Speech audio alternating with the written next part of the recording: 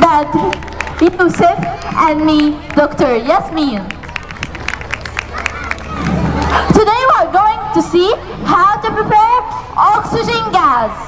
To prepare oxygen gas, we will need the following tools: conical flask, hydrogen peroxide, and manganese dioxide.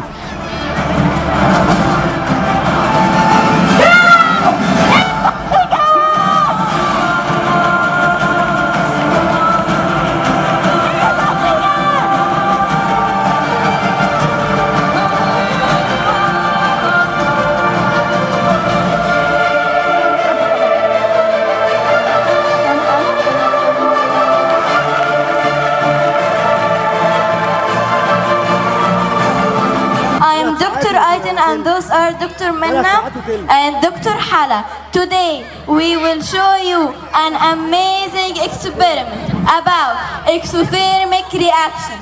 Does anyone know what exothermic reaction is? Are you ready to see what will happen? Are you ready?